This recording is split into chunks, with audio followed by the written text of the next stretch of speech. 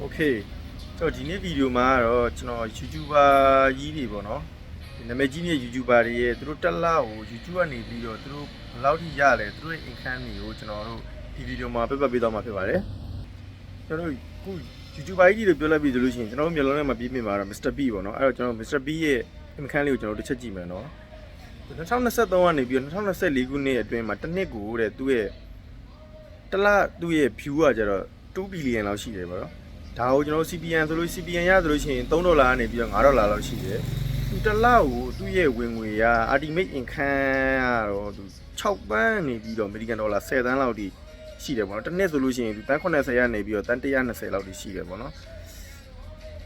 ကြောက်ဖို့ကောင်းတယ်ဒါသူတို့ကကျတော့ပြောရမယ်ဆိုလို့ရှိရင်နိုင်ငံလဲကွာတယ်ပေါ့နော်ဒီကသူက CPN လည်းသူက$3ကနေပြီးတော့$5လောက်ဆိုတော့သူကအမေရိကန်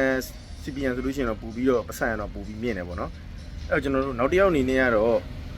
iShowSP ပေါ့နော်ဒါ iShowSP ဆိုလို့ရှိရင်လည်းမသိရလို့မရှိဘူးဗျာကျွန်တော်တို့လူငယ်တွေကြားထဲမှာရောပြီးတော့သူကလုံးဝ energy လေးဖြစ်တယ်ပေါ့နော်ပြီးတော့ real ဖြစ်တယ်ဗျာသူ့ရဲ့ show လေးကိုကြည့်မယ်ဆိုလို့ရှိရင်သူ iShowSP ရဲ့သူ့ရဲ့ဝင်ငွေကကျတော့2023ကနေ2024တစ်နှစ်ကိုတဲ့သူ့ရဲ့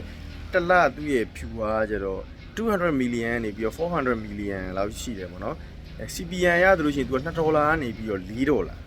သူလည်းမစိုးဘူးပေါ့နော်သူရဲ့ ultimate income နေနဲ့သူတစ်လကိုသူ American dollar 4သိန်းရနေပြီးတော့1.5 million လောက်ထိကိုရတယ်ပေါ့နော်တစ်နှစ်ဆိုလို့ရှိရင်ဒေါ်လာ5သန်းနေပြီးတော့15သန်းလောက်ရတယ်ပေါ့နော် iShowSP ရလဲနည်းနည်းတော့ကျွတ်ရတဲ့ income ဒါတော့မှသူ့ရဲ့ live stream တွေသူ့ sponsor တွေဒါမပေါဘူးပေါ့နော်ဒါတွေပေါင်းမယ်ဆိုလို့ရှိရင်တော့ကြောက်စရာကြီးပေါ့နော် income တော့နောက်တစ်ယောက်အနေနဲ့ကျွန်တော်ပြပေးနေတာကတော့ခိုင်စနတ်ပေါ့နော်ခိုင်စနတ်ဆိုလို့ရှိရင်2025မှာစုတီဒီတိုင်းရထားတဲ့streamer YouTuber လို့ပြောလို့ရတယ်သူ့ရဲ့2023 2024မှာဆိုလို့ရှိရင်သူ့ရဲ့ YouTube viewer ကျတော့100 million အထက်ကိုရှိတယ်ပေါ့နော်သူ CPN ရဆိုလို့ရှိရင်သူ$2ကနေပြီးတော့$5လောက်ရှိတယ်အဲ့တော့သူ့ရဲ့ ultimate income အနေနဲ့တစ်လကို$3သိန်းရနေပြီးတော့1 million တစ်နှစ်ဆိုလို့ရှိရင်3သန်းရနေပြီးတော့12သန်းဗျာဒါဆိုလို့ရှိရင်သူဒါမှသူလည်းတခြား sponsor တွေပဲဘာမှမပါဘူးကျွန်တော်က YouTube ကနေပဲတည်တံ့ရတဲ့ပတ်စံကိုကျွန်တော်တို့ view နဲ့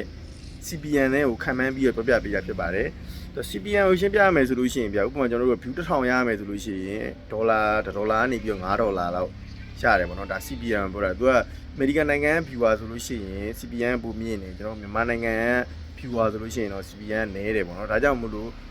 ချို့ YouTuber တွေဆိုလို့ရှိရင်ဒီဗီဒီယိုလေးကြည့်မယ်ဆိုလို့ရှိရင်ဟို VPN လေးခံပြီးကြည့်ပေးကြပါဆိုပြီးပြောတာဒါကြောင့်ပေါ့နော် VPN ခံလိုက်တာဖြစ်တဲ့အတွက်